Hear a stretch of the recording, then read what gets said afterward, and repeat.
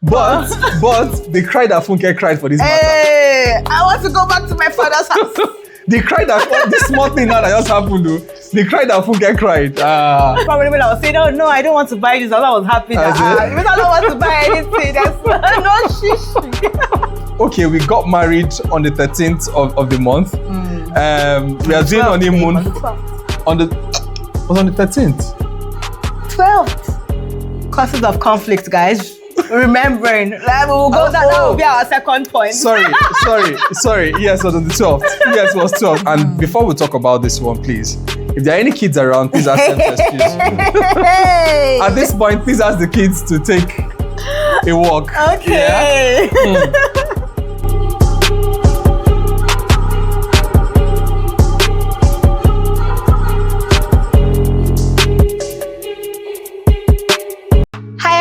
Welcome back to our channel. Hope you're doing well. In case if you're new here, my name is Funke. And my name is Frank. And we're a couple living in Canada. Yeah. And on this channel, we share our life in Canada. We talk about different things centered around faith, family, and fun. Yeah. And yeah, if you've been part of the family for a while, thank you for always coming back. Yes. And yeah, if you're new and you haven't subscribed, why? Please consider joining the family. Yeah. So today we're going to just talking about conflict in marriage, right? I know many people like to say, oh, we don't fight in our marriage, or conflicts are not normal and all of those things. Well, maybe not many people say that. I think quite a number of people have come to realize that conflict is needed to grow. Yes, but I think a lot of people aspire to that point where they don't have conflict, they don't fight. Yeah. It's largely speaking for us, I would not say that we have conflicts from time to time, but not like we don't have them. But I don't think that we fight unfairly or uncomfortably, or you would never find us, hurling insults at each other or speaking unkindly to each other. Or I don't know, and for me that's not even that's not my frame of reference for conflict. So when I think about conflict, I'm not even thinking about quarrels or insults. It's just frictions. Exactly. And I think frictions are normal in marriage. I think the fact that two of you are two adults, unless if you married as kids, and maybe you're 10 when you got married. Or married from the same family. Exactly. Even if you're married from the same family, even if you're married as children, you still have friction. So on average, you're probably in your 20s or thereabouts, maybe your early 30s, I don't know, depending on when you got married, and you're two individuals trying to live together.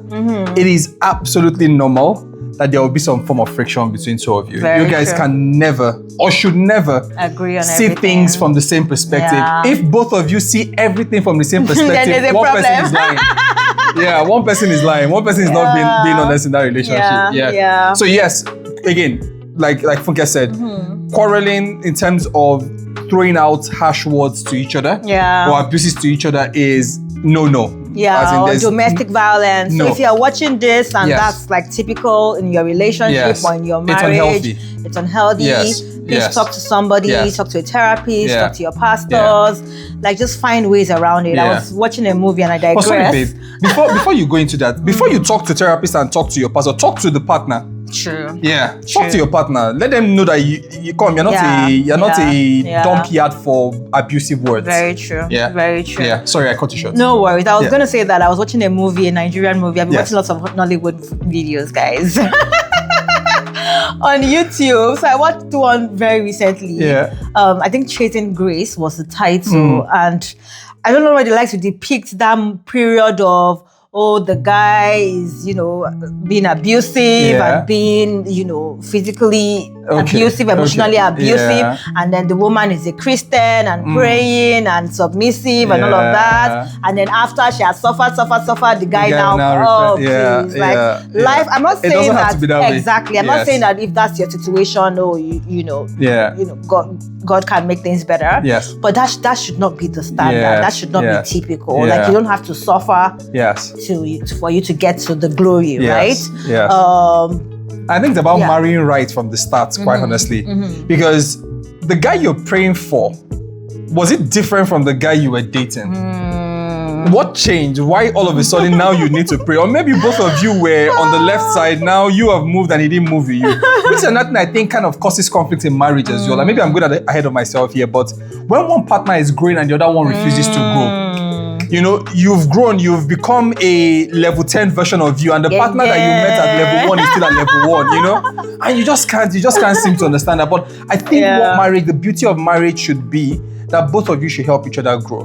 There's no value and there's no pride in you as the guy, for instance. You're growing, you're doing well, career-wise, everything, you're shining, you're traveling from place to place, flying business class and private jets, and then your wife is still struggling to, make the next, job or make things work. Yeah. As a husband, how can you help her? Or as a wife, how can you help him? Because it can also be the other way. Yeah. And there's no pride in it, guys. And I'm speaking primarily to even our own people, Now, if you're from the eastern part of Nigeria, it's probably even heightened because we are taught to be men, Gang. And sometimes it's, who are you to advise me as a woman? I'm a man, I can stand on my own. And I love it. I love that culture. I love that upbringing. But I think we should also know where to draw the line. Yeah. Marriage is a union. Marriage is a partnership.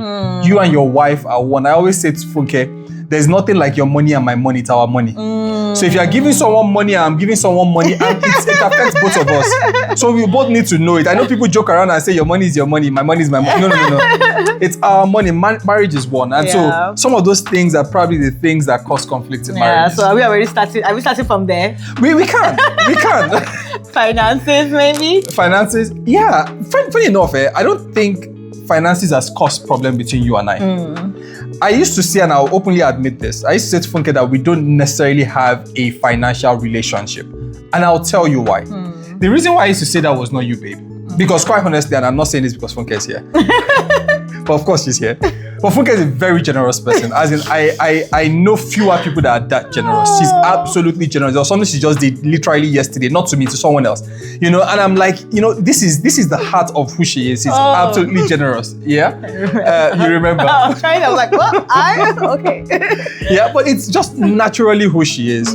But I think the problem was kind of from my understanding of how a man. So let me backtrack. No, spend it. You get a car. Everybody gets a car. Come back here. Let me backtrack a bit. Yeah. So I grew up in a family where we were 8 children, and it was a traditional home where the responsibility of upkeep was mainly on the father. Yeah, that was kind of a normal thing. But I knew I didn't want that. Again, not out of any reason, but I just kind of felt, even for the sake of the woman, because I found that in homes where women do not contribute, disrespect is always very imminent. Yeah, it's from the guy or from the woman? From the man.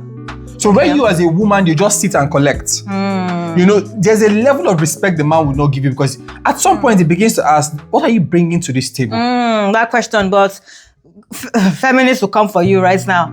What do we bring to the table? Childbirth. I'm not saying. Please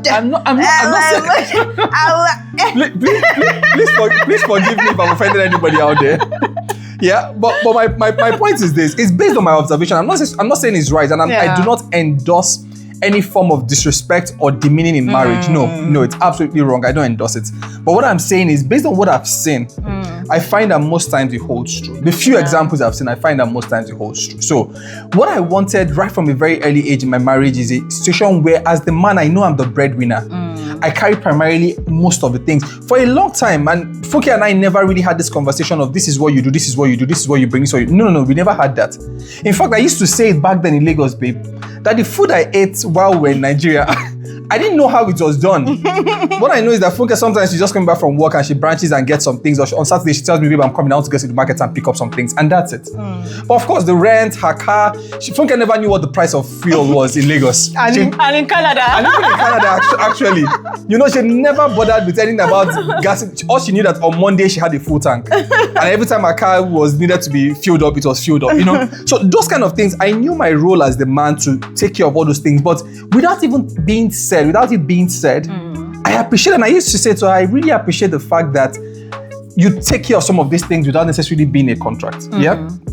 But the point I'm making with that is this. The issue I had when I said that we didn't have a money relationship was, I was never comfortable to the point where if I was broke, I could go to Funke and say, babe, please, I'm a bit low on cash. Can you please borrow me money? Well, why was that? Ego thing. Because that's not the case now. So why do you think I think it was an ego thing. Quite honestly, I think it was an ego thing. I think it was, I didn't want a situation where I'll say, babe, I'm low on cash. And Funke will now say, sit down, what did you spend your money? So you collected your salary. How much did you spend on this? Let me see your account. I didn't want to bring myself to that. So I think it was an ego thing. Pride. Yeah, and we should talk about that in another video. Like, I think it's manly pride. You want to marry Odogu? Yeah. So I would rather, if I was broke, I would rather go to someone else and get money rather than come to Funke. Because I didn't want her. So two things. One was pride. Secondly was I didn't want her to feel there was a problem somewhere. I didn't want her to feel, because my role as a man was to provide security, and I wanted her to feel financially stable, financially secure. However, I remember our honeymoon. When we went to Dubai, we were pretty much counting coins at that point. Thank God. Because we were fully spent. Luckily, we had coming from, and we don't look like what we're going through. Yeah. We had someone at our wedding spray us for $1. Those $1 really helped back then. Because we went to Dubai and we needed those were $1. Honestly, like you were just saying now. I think I knew a bit, but I didn't know how bad, because you shielded me from that, right? Because this honeymoon we were talking about, before that, we had spent a few days in a hotel. In Lagos. And then we now went for travel. Yes. So, of course, we didn't really buy so much. We were just enjoying each other, stayed in a good hotel. And I'm sure that when I was saying, oh no, I don't want to buy this, I was happy that I don't want to buy anything. There's no shishi. Oh boy. Funny enough, I think we did everything we needed to do for our honeymoon, as in we spent everything. But at the back of my mind, and this is me as a trained economist, I know at the back of my mind, I'm calculating everything. Yeah. I'm asking myself, okay, we got married on the 13th of the month. We are doing honeymoon on the 12th. It was on the 13th. 12th. Causes of conflict, guys. Remembering. Like, we will go that will be our second point. Sorry. Yes, it was on the 12th. Yes, it was 12th. How did I say 13th? Why am I thinking of 13th? Okay, anyway, it was on the 12th. We got married on the 12th, mid-month. We went on honeymoon, and I know that between when we got back from honeymoon and end of the month, there's still a bit of distance, and we need to cope. Now, I think in some way, part of that honeymooning was what probably caused our first friction. The freezer? The freezer. Okay. Yeah. Again, we had our priorities right. Because for us, the honeymoon was fully paid for way ahead of time. So again, if you know me, I always like vacations. Over planning. Yeah, pay everything ahead. If I'm traveling in December, let's get everything sorted by February or March. So that when we're just waiting, accommodation paid, flights paid, everything, we set aside money for whatever. But what it meant was that when we got back, we needed to, recoup some of the money we spent on wedding and all of that. Let me talk. Let me say my own point of view. Okay. You say your own point of view, because So our first fight, guys. Was it really a fight? Well, yes. Let the viewers decide. Okay, so like Frank said, we had spent so much. The house was already set up before we left, and he had things already in the house. One of them was a freezer. And that freezer, friends, it was more of a cupboard than a freezer. Because it never used to keep cold. It never used to keep chilled. I mean, when there was lights, it was working. And for those that don't understand, we used to have power outages in Nigeria. And the things inside were okay. But once they take the lights, like 10 minutes, everything... And as a good wife as I am, and knowing how much my husband has spent on the wedding, on the honeymoon, I was just mentioning once in a while, and I'm like, babe, now this freezer is not freezing, no. This freezer is not cooling, no. My husband said, no problem, we would get one. Yeah. Like, no. That's the thing. He was not even saying that we would get one. He used to say that there's nothing wrong with the freezer. This freezer I got from I'll leave him to decide whether he wants to say where he got it from. But he made him very emotionally connected to the freezer. Oh, he was like, there was nothing wrong with it. It's working. Is it not working? I'm like, yeah, it works when there's light. But when there's no light, even when there's light, you hardly see like bulk of ice around it, right? So anyways, as a good wife, I'm like, let me stop, as in, why am I even bringing this up? Like, let me find ways, let me find avenues to make things, better for the family. So luckily for me, my sister was not living too far from us. So what I did, because I used to like to buy things in bulk and all of that, so I just carried like some main things, maybe like blended pepper, meat, turkey, all those things. I took them to my sister's house, thinking that I'm a supportive wife, I'm not complaining anymore, I don't want to even complain, I just want to, find solutions to things. So, I took it to my sister's house, and I don't know how the conversation came up. Maybe he asked me, that maybe he knows that I even stopped asking about things, or he asked me something, and I said, or maybe it came up in the conversation. Maybe you said you were going to go and pick up stuff from food. My husband was like, "What? You took our food to?" I mean, not even care that I was family member. I said, "What? Like, how would you do that? Now, what did you want them to think about me?" I said, "I cannot buy freezer in my house." I'm like, "Babe, it's not that deep. Like, it's not that serious." He was like, "No, it's not even that. It's not even that. It's the fact that you can't see the vision. You are a visionless till today." I didn't say that. I didn't say that. Today we argue about that. I never said that. I never said visionless. I heard that he called me visionless. No, that was how you interpreted see the vision, that you cannot see where we are going. Something. And I said, "Hey, I wish we recorded that conversation. Visionless. Me, as a virtuous woman trying to support, trying to be understanding, trying not to stress you. I didn't allow this man rest. That was what I carried. Visionless. I was so sure I didn't say visionless. Okay, so say your own part. I was so sure I didn't say visionless. She interpreted it as visionless, but I was so sure I didn't say it. But you said I cannot see the vision. I probably said something along those lines, yes. Because before we got married, remember we used to talk about, we were base and abound. Yeah, that we can start small. We let some basics in marriage, then we'll scale from there. Yeah, and I kind of felt this is part of the basics, and then we'll scale from there. This investment. I mean, this one was costing us money. No, because and the way my mind works is, yes, we just got back from honeymoon. We had what I thought was a beautiful wedding, and more importantly, a beautiful honeymoon. Till today, I remember our honeymoon with so much fun and good memory. Yeah, and for me, it was good. And I'm like, if you've enjoyed that one, what is small freezer-lessness? Maybe we should have said, let's not go on honeymoon, let's buy freezer. Would that have made you happy? You know, I'm like, when you keep saying something over, and I think it's maybe saying it over and over again. The reason why you will say something on Friday and I won't go and buy the freezer on Saturday is because the money is not there. If the money was there, I'd have got to buy the freezer the next day. So without me telling you that, babe, I'm broke, I don't have the money to buy this freezer, I just kind of figure you should understand that I don't have the money to buy this freezer. Now, do I think that going to put it in your sister's freezer was the best option? At the time, I didn't think so. Looking back, I asked myself, what were your alternatives? Quite honestly, what were your alternatives? Maybe what should have happened would have been, babe, you sit down, you talk to me and say, okay, see the thing. I'm going to go and put it before I put it in my sister's house. Okay. And these are, I don't want you to feel bad, but this is the reason why I'm going to do it. You know, it doesn't matter, it's okay. But then it would have been stressful for you. It would have been stressful for me, I'd have known. Because each time I went to her house, I was carrying shoulder like, your in-law has come. Not knowing that my food is in your freezer and I didn't know it. You know? So there was a lot of, quite honestly, I felt very uncomfortable. Like, so if I want to eat, you now first go and bring the food from our freezer. The main things, not the basic ones, not the day-to-day. I know, but still, okay, so if you want to cook food, you shall go and bring it. So I kind of felt it was, anyway, I know we talked about this in one of our videos, but this was our first, and I think it was probably our only major one. Yeah. Because this thing we are talking about like this, it was, no voices were raised, by the way. No bad words were exchanged, apart from what she said. I called her visionless. I didn't call her visionless, please. I wish we could get a tape of that. I didn't call her visionless.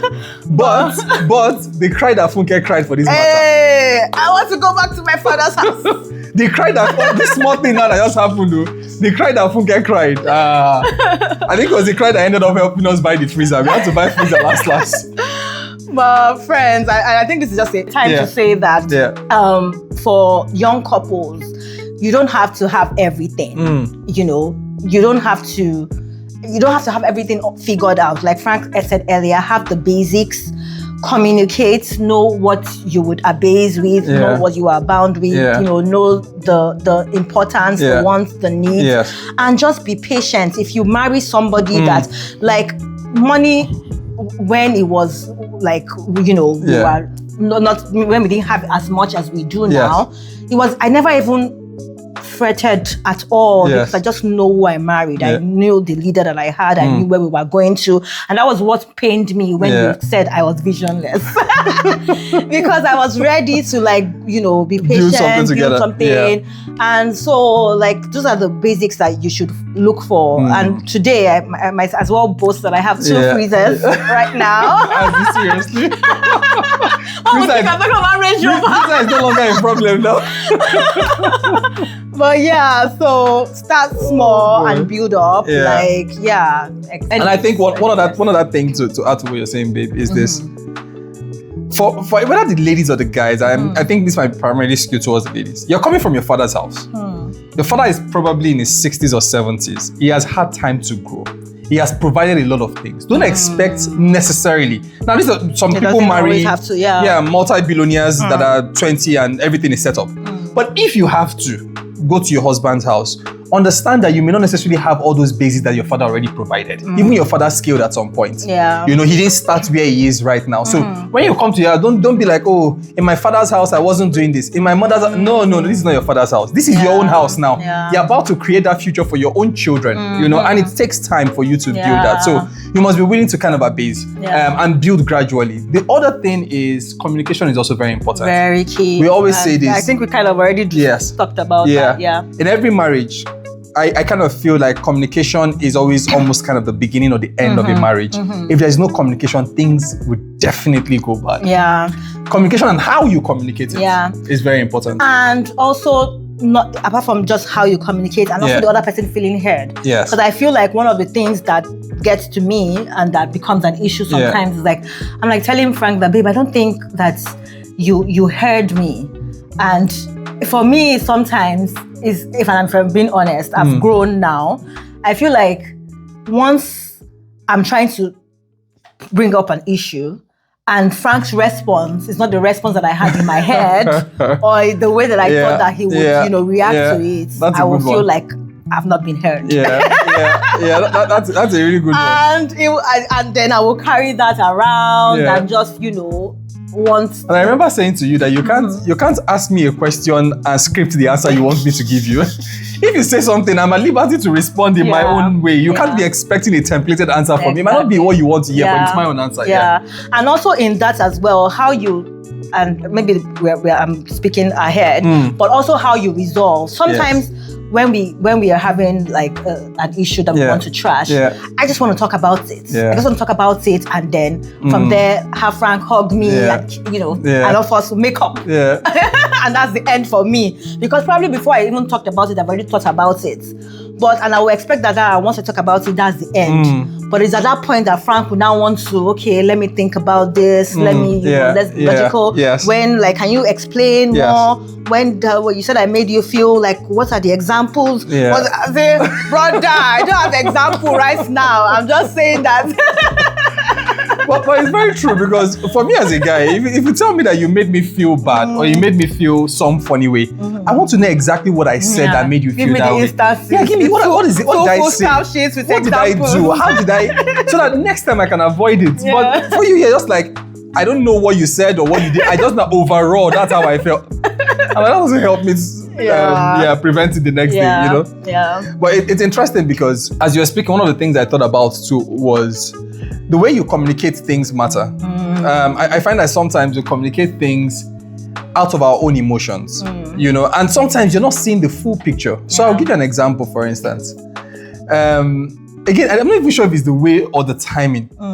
Funke, now, God has been faithful to us, quite honestly. God has been super faithful, that we can do certain things. But there are still limitations. The basics of economics, as I was trained, is that human wants are unlimited, but the means to satisfy them are limited. That's like economics 101. Funke can come to me now, babe.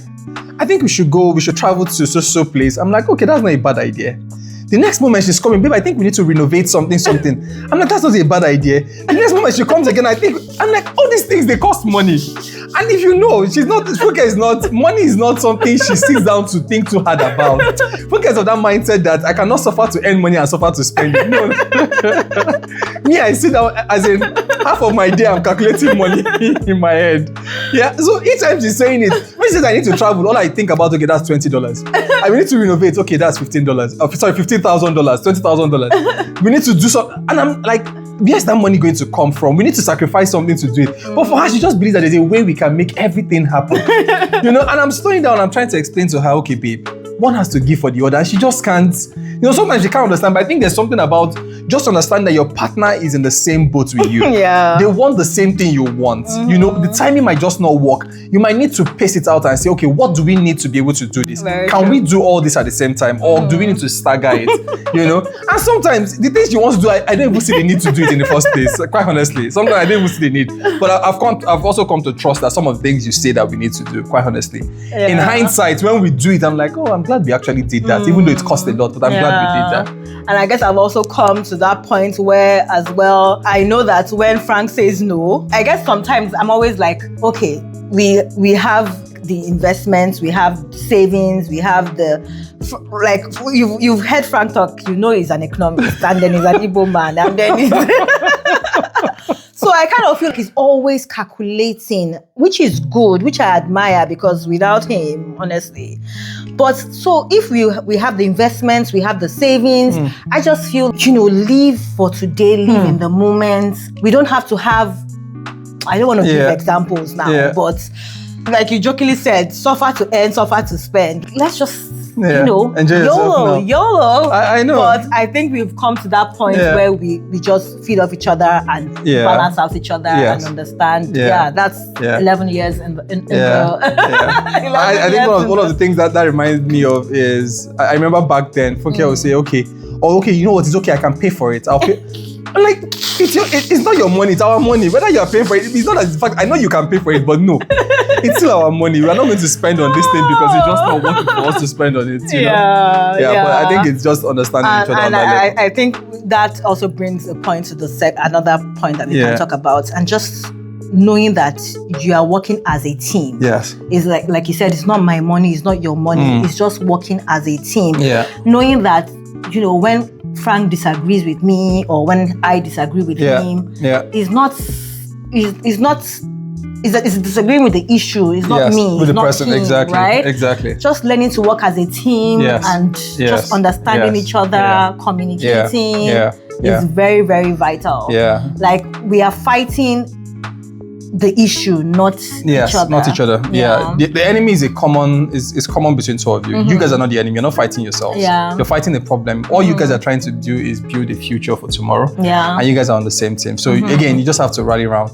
Your partner may not and should actually even not say things the way you say it. Almost everything you bring up, they might say no. Try to understand why they're saying no. Try to understand what their logic is. Very true. And try to, as much as possible, find a common ground. Now, for ladies as well, and I'm speaking because I'm a guy, the way you bring that up matters. Yeah. Don't bring it up as a nag.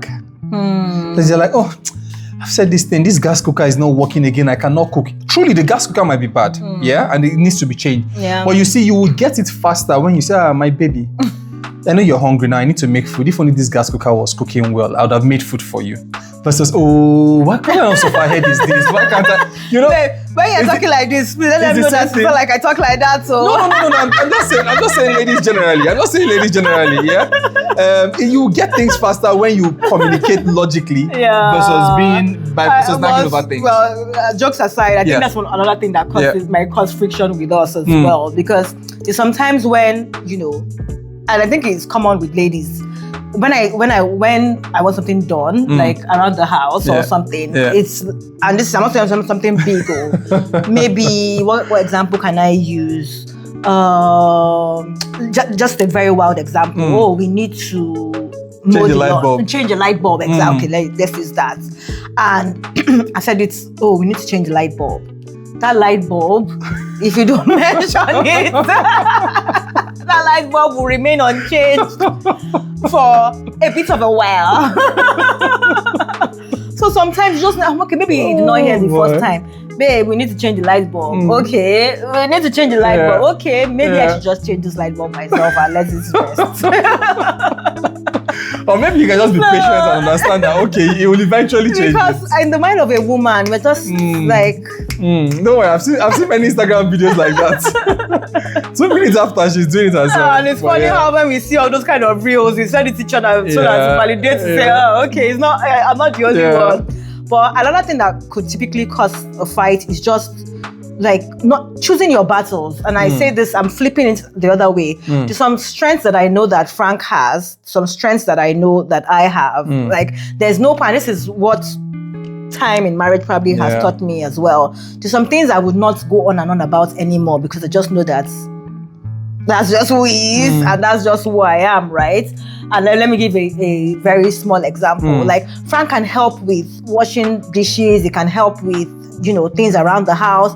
But you see that emptying garbage from under the sink, either the compost or the, if you like, talk to today to tomorrow. I mean, when he goes to the garage, he will take it from there and, you know, put it out. If you live in Canada or maybe North America, I don't know if it's everywhere, you know, you have to put out and wait for the people to pick it up.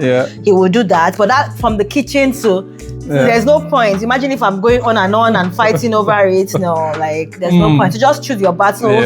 No areas where, you know, because how would I leave the 90% good that he does around the house and is that garbage? Maybe 10 years ago, it might have been an issue, but now it's like, no, that's very correct. And I think primarily to new couples out there or people getting into marriage, don't be shocked by friction. You know, the excitement or the mindset with which you get into a relationship is not the same mindset that carries you through marriage. There's a lot of heightened excitement when you're getting married. Things change. That initial hype will not always be there. You know, hopefully you begin to fall in love more. You begin to build deeper roots. But you know, it won't be doing you as it was doing you when you were dating. And when things begin to change, don't think like the woman has changed or the man has changed. No, you're only discovering them for really who they are. And it's fine. You'd learn to adapt to it, but you should also be understanding. Also learn to check yourself. Ask yourself, am I seeing this the right way? Am I doing things the right way as well? Because it takes two to make this thing work. Absolutely. It takes two. Anyway, so we've talked about friction from a money perspective. We've talked about our first fight. We've talked about communication. We'll talk about choosing your battles. Yes. I think there's one more friction I'll talk about. And before we talk about this one, please, if there are any kids around, please ask them to excuse you. At this point, please ask the kids to take a walk. Okay. So one friction, I don't know if this happens in every marriage, but I think there is a friction around intimacy. Let me use that word. Yeah? There could be a friction around. Ew. It's different for different people. I'm a child, please. I want to walk away. Walk away. Yeah? Because the way, and I've heard it said that we approach intimacy from two different perspectives as a guy and a woman. Women approach intimacy, and I'm trying not to use the word sex. Yeah? I'm saying intimacy as a general word. The general acceptable word. Yeah. So, women approach it from perspective of connection. Men approach it from a perspective of release or from a perspective of getting certain satisfaction. Yeah. So most men. Most men. Most women. It's funny this age. You have to be very careful everything you say. Okay, sorry, please. Disclaimer: most men, most women. Allegedly, most men, most women. Yeah. But yes, so I think personally for us, luckily, it was something that happened that we had to deal with earlier in our marriage. Yeah, because there were certain issues, and you feel free to disclose as much as you want, but there were certain issues that made it a bit difficult for us early stage. Again, I think we navigated it really well. Yeah, but as time progressed as well, those issues kind of evolved. Yeah, and that became an issue of, oh, Frank, you're not. As in the amount of expression of love I want from you, I'm not getting it. You know, the touches, the hugs, the kisses, and I'm like, depending on where I am in that stage of life, trust me, I don't think what a man wants at the point where he's bothering about certain things is necessarily to be intimate in that sense. You know? But you just said men like release. So yes. Release is there's a difference between exactly. There's a difference between make love. Women want to spend 1 hour doing it. I'm busy. My head is full. I need 5 minutes. If you can I get 5 minutes and I'm done? And I go back to my problem. You know, but you want to go the full yard. You know, it's because it's sweet. I know. I know. Sweet, so I know. Yeah. And you know how they say, oh, you start in the morning, you text and all those things you call. Those things I agree. And by the way, guys out there, it's the absolute good thing to do, the best thing to do. And I've learned, and I've grown as a husband as well. I've learned to invest in those things because they pay back. Ultimately, they do pay back. Yeah. But there was a time in my life where there were so many things going on, and I'm like, you know what? We will do have it. 1 hour every day. Exactly. We will do Some it. days But you do 1 hour, some days you do 10 minutes exactly. or 5 minutes. You know, I think it might be a source of friction, particularly with the women, because at the beginning yes, for us, I find, and I've heard couple of I don't know if it's testimonies or examples where the women just feel like, you know what, he just comes and takes and goes. Yeah, it shouldn't be like that. It shouldn't be like that, quite honestly. There's a place for dutiful sex, but there's also a place for beautiful sex. Yeah, it shouldn't always be take and go. It's not armed robbery. You know, you have to do things properly, because for the woman it's a connection, it's an intimacy that is bonding. And I remember for us. But it's true. I remember Fuki had to tell me something like, and this was almost word for word what she said. She's like, and Fuki has a go up, babe, hold me. I'm like, and this is early morning. I should be like, oh, when you wake up in the morning, hold me, kiss me. Why are you doing like this? I'll walk past you in the morning, you won't even touch. I'm like, you know, and I had to learn some of these things, quite honestly, because fortunately or unfortunately, I didn't necessarily grow up, see it modeled for me in that sense. And I didn't know it mattered that much, but thankfully I've learned over the years. And I think I learned quite early that these things do matter. And they make a world of difference. It does. And I'm just thinking now, just from what you said, like it's our responsibility to break generational, like, I'm not saying that sex is the only thing, but just, I said it. Intimacy.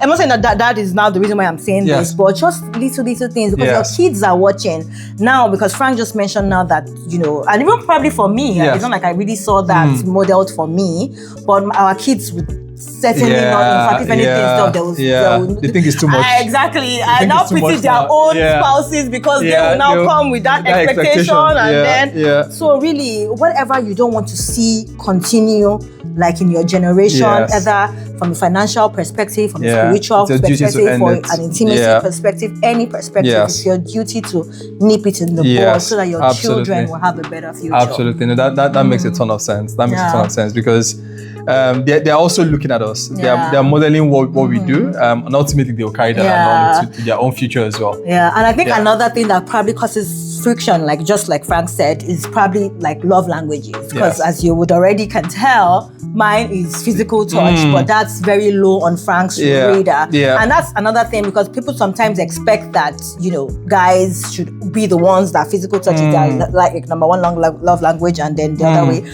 So probably just having that varying on different love languages too can be a source of friction. I think kind of goes back to what I talked about earlier, that if there's something your spouse is not doing that you want, talk to them about it. Find a good time, a good way, and a good place to talk about it, versus complain about it. They're two different things. Because when you talk about it, the person is more open and more inclined to listen to you and really understand. I think that for me, that was what worked. That, you know, I can look back and say, you know what, touches are not exactly something I was naturally good at, but I had to learn. And right now, for me, I do it effortlessly. It might just be mindless sometimes, and yet it works. Yeah, you know, it's good. It's good to do it. One other thing to bear in mind, couple, is there is almost nothing else in your marriage that an outsider cannot do for you. An outsider can cook for you. They can clean your house for you. They can lay your bed for you. They can do almost any other thing for you that your spouse should do. They can drive you or do whatever. But you see, intimacy, by God's standard, is one of the only things that I know that God has said only your spouse can provide it. I mean, in order of things, if there's anything you need to fulfill and do well, it's number one. Because they can't go anywhere. They're not supposed to go anywhere for it. In fact, they should not go anywhere for it. You know, they must only come to you. That's your sole responsibility. There's some things that if you don't provide it, maybe a lady can go to her father and say, Daddy, please, we don't have a car. Can you? We don't have freezer. We don't have freezer. Can you please borrow us freezer? But this one, they can't go anywhere. So it will be absolutely evil and wrong and wicked to not provide that one thing that you know you are the sole provider of. Yeah. And it goes both ways. It goes both ways. Yeah. And what that means as well is that when you start not quarrel, I shouldn't use that word. When you have friction or when you have disagreements, please never take that off the table. Because I've heard of people that use that as bait or as negotiating chip. No. Please don't do that. Use other things. You can play with other things, but that you do not want to open a window for the devil to have a foot in the door. So if I'm fighting, I should still... Of course. In fact, it's a good way to reconcile. That's the way I want to reconcile all the time. It's a good way to reconcile. Yeah, it's a good way to reconcile. For some people, we'll like rather resolve it first before. That's because we can't, I can't get in that space until you and I resolve what the problem is. Then we can go into other matters. Yeah. But let's not just, because for me, it just feels like sweeping things under the carpet. No, I want to resolve it so it doesn't occur again next time. Very true. Yeah. So what else? I think that in-laws interference too might cause friction in marriages. I don't think but we've we not have experienced that. Yeah, thankfully not. But please, if you have in-law interference, in fact, I don't even have a solve for this one. I think discuss with your spouse. Discuss with your spouse. Discuss with the in-laws. But one thing I'll probably add to that one is this. Bear in mind that when you're dealing, so I absolutely love Funke's parents. She absolutely loves my parents. But you see, no matter how much I love them, I also know that they are her parents. There's some things I will see in a different light that she will see in a different light because they are her parents. Be sympathetic to that fact. Understand that fact. Be careful the things you say or do or are inclined to say or do. Because you're talking about people that you adopted as parents. They're not your birth parents. So you will see things a bit different. So let's just be mindful. I've found people who say things like, oh, you deal with your parents, I deal with my parents. Okay? But I've also seen people that say, you deal with my parents, I deal with your parents. Again, depending on how it works. Yes, depending on how it works for you guys. You know your parents better. But ultimately, it's understand that the life that you're living is firstly to you and your spouse because you're one. The next important set of people are your children, not your parents. Do not bring your parents and prioritize them in your home above yourselves or your children. Very true. Yeah. Very true. Yeah. I think you said a lot. Yeah. I think the last one I want to add as well that causes friction sometimes would be parenting styles as well. Oh yes. Our parenting styles are different. Yes. And maybe this should be another video actually. Yeah. Because on parenting styles. Yes. Maybe we'll leave it for another time. But yes, they're different. Yeah, parenting styles are different. Which is good. It provides a variety for the kids. Yeah. 100%. It provides a variety for the kids. Because if everybody does things in the same way, then the kids will have just one way. But it's good to have one parent that says, oh, you must read your book, there's no TV. And another parent that say, let's go have fun. Otherwise, you'll just end up reading, and your life will be boring. Yeah. And if you have the other way, you'll end up having fun, and not do well in school, you know? Yeah. So it's good to have a mix of both. Yeah. But I guess ultimately it's also knowing, like back to what we said, that you are a team. Yeah. So as long as both of you have the same values, the same foundation, the same ideas of what you want your children to be and how you want them to be, I think once you have that sorted, like every other thing you can deal with along the way. Yes, that's good. That's good. That's good. Yeah. Okay, great. Can we end with a quick prayer? Okay. Yeah. Father, we pray for every home out there. Thank you for the institution of marriage because you instituted this for us to have fun, for us to thrive, for us to multiply. We pray over every home out there that wherever friction abides, Lord, that your ease, your grace comes upon it, that you soften hearts, that arrogance dies, Lord, pride dies, ego walks out the door, that you give people the mind to understand each other and to sit at the table and discuss things for the growth of the family, that families will begin to prosper in Jesus' name. Amen. Let your love abide in family. Let love be restored into homes, Lord, in Jesus' name. Amen. For in Jesus' name we've prayed. Amen. Thanks, babe. And thanks, friends, for watching. If you enjoyed this video, please like and give us a comment. Let us know what are the typical things that causes conflict in your relationship or your marriage. And also share the video. Share the video with a friend, with somebody looking to get married, with somebody already married. To let them know that they're not alone. Even the perfect marriages have issues. Of course. Whether your marriage can be perfect, which is, two people. The idea of perfect is relative, loving each other perfectly. That's all you need. As long as both of you are in the same boat, loving each other perfectly, that's all you need for your marriage. So share this video to them, let them know that they're not alone in their challenges. And until the next one, as usual, it's bye for now.